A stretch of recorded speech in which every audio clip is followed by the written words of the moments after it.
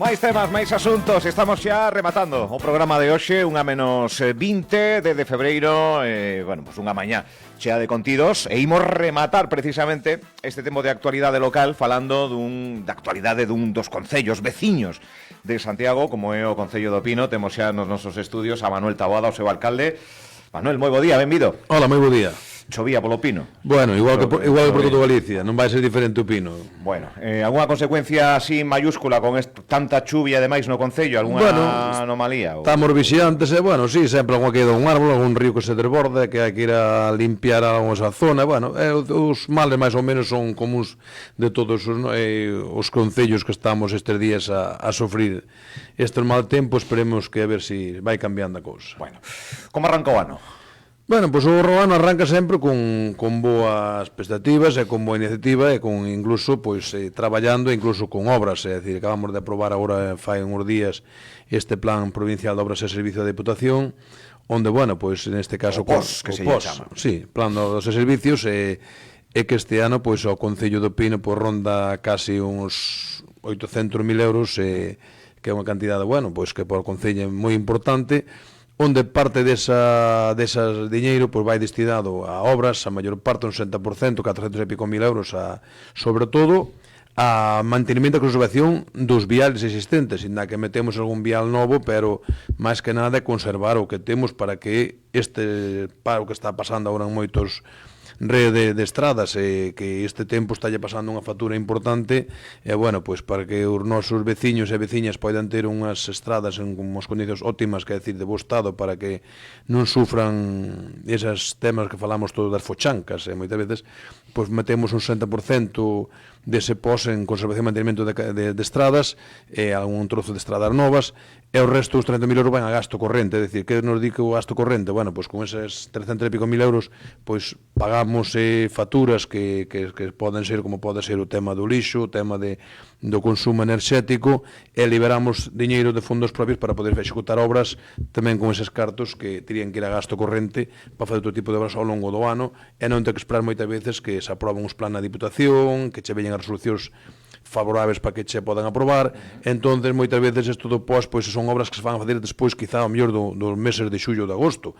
En cambio, estas obras nosas que podemos facer agora desde o Concello con fondos propios, pois poden estar facendo no mes de maio, por aí adiantamos tempo, por eso facemos o intercambio ese de gasto corrente con diñeiro do POS, e con ese gasto corrente de fondos propios pois executamos obras propias. Mencionaba o lixo. Como está o tema do lixo? Pois o lixo, de momento, aí quedou.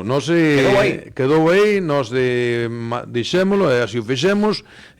Neste caso, pois que conxelamos a tasa do lixo, seguimos con as mesmas ordenanzas, que as mesmas tasas que tiñamos o ano anterior, e a ver que pasa. Como di outro, pois pasiño a pasiño iremos marcando a senda esa. É dicir que incumprimos, pois claro, pero tamén a xente que non fixo os estudios que tiñan que facer e subeu un tanto alzado según lle pareceu, siguen cumprindo igual que nós. Entón, se non cumpres a lei ao 100%, tanto incumpre o que cumpre ao 100% como que cumpre o 90%. Entonces, nós de momento pois vimos que os números que nos salían despois de facer ese estudio económico financeiro sobre o tema da tasa do lixo, a nós parecíanos unha auténtica salvaxada pasarlle eses recibos aos veciños. É dicir, xa dixen aquí nestes estudios que recibos de 123 euros pasaban para 900 e 800 euros. Entón, a subida era tal. Entón, como se non facíamos, aplicábamos esa tasa tal como había o estudio económico, incumpríamos a lei do tasazo da basura. Pois para incumplirla, pois incumplimos ao 100% e punto, a ver que pasa. Hubo visitas recentes de distintos conselleiros, de autoridades máximas, porque o Pino quere despuntar en vivenda, en dar servizos aos veciños e veciñas. Últimamente pasaron moitos por ali. Sí, evidentemente nós o que intentamos é dar a mellor calidad de vida que podemos dar aos veciños día a día, e neste caso, pois, as últimas xuntanzas que houve foi no tema de fazer a entrega dunha bolsa de chan que temos ali, de solo para edificar, ao lado xa de outra pequena parcela que tamén xa era, neste caso, do Instituto Galego de Vindasolo, e para poder facer esas, aproximadamente unhas 15, 17 vivendas que salen, para poñelo neste caso, pois a disposición destes xóvenes que moitas veces queren hacer a primeira vivenda e non teñen. Neste caso, no Pino, neste momento, tampouco hai oferta de vivenda, nin privada nin pública, pero menos é dicir, na privada moitas veces é máis difícil chegar a xente xoven que na vivenda pública, porque as condicións moitas veces son distintas. E tamén estivemos visitando non fai moito tempo a conseller neste caso de Política Social, a ver para sacar adiante esa residencia de maiores, que, a ver, eu sempre digo que cando os programas electorais cando fan son pouco cumplilos. Nos programas que fixemos no ano 23 levan estas cousas e temos que intentar antes do ano 27 ter, polo menos, se non digo rematado, iniciado eses programas, porque as cousas papel aguanta todo, pero que se pon nos programas hai que cumplir con eles. É unha promesa electoral que lle gustaría deixar. Son promesas e temos que intentar, pois, como digo, pelealo hasta o último minuto e temos que sacar esas cousas adiante, porque son promesas que os nosos veciños poñemos encima da mesa, aceptaron esas nosas ofertas e agora é unha demanda que temos pendiente con eles, entón hai que cumprir. Está avanzada? Esa reunión saiu con boas sensacións? Sí, é verdade, viron un metal, incluso veu o sitio que estamos ben nesta da ubicación desa futura residencia gustoulle, porque xa hai máis zonas, está mesmo preto carón pegado ao centro de saúde, edificio sociocultural, é dicir, xa é unha zona pois que boa, ademais é ben situado, é dicir, preto ao lado mesmo do casco urbán, é dicir que é unha zona boa para este tipo de edificacións.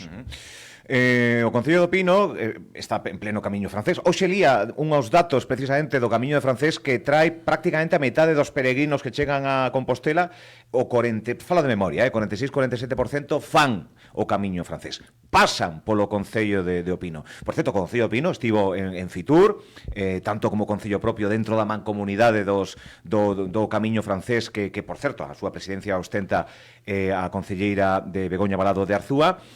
O camiño francés está de moda, polo tanto o Concello de Pino tamén.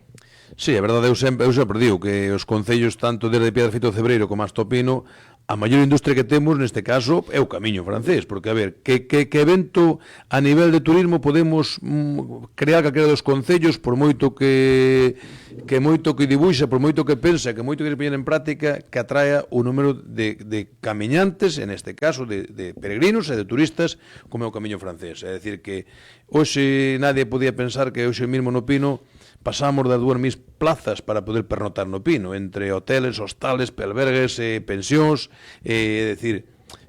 hostales. Cantos habitantes ten o Pino? O Pino ten 5.000, ainda non chega ben, estamos en 4.800, é dicir que mesmo o núcleo máis importante que é o Pedruzo, Arca, ten 1.000 e pico veciños, deben darnos 1.500, 1.800, e ten máis plazas para pernotar que hai de veciños nese núcleo, é dicir, Eso foi gracias, neste caso, pois, ao tema do camiño. Contamos no propio núcleo contamos con máis de 50 estabelecimentos de hostelería. É dicir que eso creouse gracias ao camiño. Eu sempre digo, hoxe o Pino, o resto de Galicia conócese pola marca Camiño. É dicir que, moi ben di vostede, que decir, eu calculo que é un 50% do que chega a Santiago facendo os camiños, eu penso que ven polo camiño francés. É dicir que estamos falando de cada 10 peregrinos que chegan a Santiago, 5 veñen polo camiño francés. Entón, bueno, pois esa marca o que temos que facer é coidala e intentarla mellorar, por iso intentamos ir a Fitur e moitos máis sitios, porque eu creo que temos cada vez coidala. A ver, agora a marca é conocida, o que temos que coidala e mellorala. Os peregrinos e os veciños viven e chegan a Arca. Isto de Pedrouzo que foi... Sí, Pedrouzo era un núcleo que se conocía antigamente, claro, de Pedrouzo, pero, bueno, o quero decir, a parroquia é Arca, por seus residentes, neste caso, pois, cas rúas que ten a parroquia de Arca. Sinalización Pedrouzo. É o que toca. Claro. Que un mal menor. Sempre que ven aquí, sempre é moi reivindicativo. Bueno, aquí, no día a día da súa xestión, por eso os veciños e veciñas confían en vostede a maioría absoluta dende hai xa varias campañas electorais. Ten algunha reivindicación en mente, alcalde do Concello do Pino, porque sempre ten unha reivindicación, sí. E aparte deixando, poñendo en valor, así o vemos dende fora, os veciños e veciñas, máis que incluso as siglas, non? Ten algunha reivindicación agora que lle este preocupando que lle pase pola mente, alcalde? A ver, nós temos unha preocupación que creo que os que son usuarios neste caso de dúas estradas que cruza o Pino, dúas estradas nacionais como é a 634 e a 547. Eu creo que o que é usuario desas dúas estradas do día a día, por motivos de traballo, por motivos que ten que desplazarse a Santiago, onde sea, ou por un motivo que sea, ven no estado que están esas dúas estradas. Pero é que, claro, estou vendo nos xornais estes días que casa unha problemática xeral en todos os concellos por onde pasan as estradas do estado. É dicir, a autovía, as dúas que verteran hacia Madrid, a autovía A6, a autovía que se conoce todo o mundo polas Rías Baixas, como están esas autoestradas? Intransitables. Eu non fai moitos días que tu fon a Madrid, como ben decía vostede no tema de Fitur, e máis do tempo tens que circular por carril da izquierda, vas cometendo unha imprudencia, porque hai que circular sempre pola dereita, pero pola dereita é intransitable. Bueno, pois nós as estradas, as dúas que temos, principalmente a 634, está casi no mesmo estado que están eso. Os 16, 17 kilómetros que temos das dúas estradas, tanto de unha que outra, aquilo está nun estado lamentable. É lamentable, decir, nós non temos nenhuma estrada, miro que vou decir, non temos nenhuma estrada no concello pavimentada, decir, que estea neste caso, pois, con pavimento, que estea no estado que están estas dúas estradas. Non temos ningún... Son do Estado, entendo, claro. Son do Ministerio de Fomento, ou non digo do Ministerio de Fomento, bueno. É dicir que, pero agora sale unha fochanca, sale un badén, en vez de vir a repararse, sabe cal é a reparación que lle fan? Limitar a velocidade e poñer unha señal indicando ese perigo. Ou un badén ou un resalto na carretera. É a reparación que fan, claro. Eso costa 300 euros poñer dúas señais. Unha vertindo do peligro e outra dice cal é o peligro que hai. Pero non se ven a reparar. E senón, calquera que sea usuario destas dúas estradas sabe que o que estou dicindo estou me quedando corto do que está pasando nela. Entonces eu incluso, pois, vou intentar, incluso con outros concellos afectados onde pasan estradas, ter unha xuntanza neste caso, alcaldes compañeiros, e intentar isto, chegar a comunicarlo, por neste caso, a Demarcación de Carretera do Estado en Galicia, e se fai falta xa o propio Ministerio, porque isto, eu quero dicir que non estamos falando, é dicir, nin a Deputación ten as estradas en este estado, nin os concellos, é dicir, que falase este día está moito tema dicindo que hai moita deficiencia, moitos problemas na rede ferroviaria. Na rede de carretera estamos igual ou peor, Pero o que pasa que, bueno, cando salsa un coche da carretera, ou cando hai un accidente do coche, ou cando temos un rebendo nunha roda, calámolo e non decimos nada, eso non sale nos xornais, pero que está habendo auténticos desastres nestas dúas estradas. Reclamación conxunta, non? Podes tú dalo o alcalde. Sí, claro. De varios concellos. Claro, isto creo, porque a problemática non afecta, nin é un problema de color político, nin un color político, é unha problemática de que está aí. E nós o que temos é intentar dar sempre o mellor servizo aos nosos veciños, e estas estradas son usuarios os nosos veciños delas, que é dicir, non a Cordopino anda por esa estrada, non, que andan son Cordopino, malos outros, pero claro, pois eu teño que defender o do Pino, o de Fradas terá que defender o de Frades, e que oi, temos que intentar, porque eu creo que os saben, e arriba saben, porque eu incluso falo moitas veces cos que están ou cos técnicos que están a cargo desas estradas, e di, nem xa vemos, pero a inversión en mantenimento cada ano é menos, porque é dicir, non fan mantenimento desde o propio Ministerio. Entón, as estradas, o que dicía un pouco polar do Concello, igual, se non faz un mantenimento de conservación, canto descoidas, non sabes por onde compoñer, non sabes por onde tens que botar a man, porque non hai onde empezar, non sabes por onde empezar. Quedanos un par de minutos. O Entroido. Claro, festa. Xa está aí. Xa está aí. Xa estamos aí. Salimos de Navidad e xa estamos xa no Entroido. Neste caso esperemos que con algo de sol. Bueno, queremos o Entroido moi de estar na rúa. Sí, moita, bueno. Que é verdade, ademais é unha festa que se o tempo non acompaña, pois desluce moito esa festa. Non neste caso vai ser o domingo 15. Bueno, vamos a celebralo pola tarde.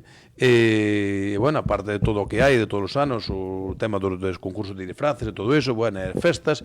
Este ano temos unha novedade que é poñer tamén un desfile polo tema polo pobo. Entonces vamos salir da cabalgata, Sí, non, para darlle un pouco máis tamén de lucidez, un pouco máis de vista ao que ven, porque moitas veces veñen incluso disfraces importantes, veñen incluso comparsas, carrozas, e metelos debaixo unha carpa, eso desluce un pouco o tema. Entón, ímos a salir desde a zona do colexio, camiñando todo desfilando, pola rúa deste caso dos Mollados, subir pola plaza de Forcarei e rematar na plaza do Concello. A ver, é un trayecto máis ou menos de 1 kilómetro, ainda máis ou menos. Entón, bueno, pois tamén os veciños poden se asomar a esas rúas e poden ver realmente eses disfraces, esas comparsas, esas digamos, todos eses grupos que veñen a demostrar o mellor que pensaron en todo o ano para disfrazarse e tal, que moitas veces, bueno, veñen cousas... Hai moita xente que leva meses dándolle, é con traballo, porque hai cousas que teñen moita man de obra que non se fan un día en dous. Entonces eu creo que tamén hai que dar a oportunidade a xente e queremos facer un día grande de festa como sempre, pois pasar o mellor posible e o Entroido, como digo outro, é festa. Pois chega festa en 5 días. Sí, próximo domingo, así que aproveitamos tamén para convidar a todo o mundo que se acerque hasta o Pino e teremos festa hasta aí ao mellor as tarde da noite, ou por aí tampouco queremos terminar moi tarde, que o lunes é día de traballo, pero as tardes 11 da noite habrá festa con orquesta e con todo, bueno, para pasar un pouco máis de festa. Pois quedamos en tempo, alcalde do Concello do Pino, graciñas por vir aquí a actualizar as noticias que teñen que ver pois co día a día do Concello. Graciñas, Albert Manuel. Pois moitas grazas a vos, un día máis por darnos a oportunidade tamén de vir falar aquí a Radio Líder dos problemas do Concello. Grazas. Grazas.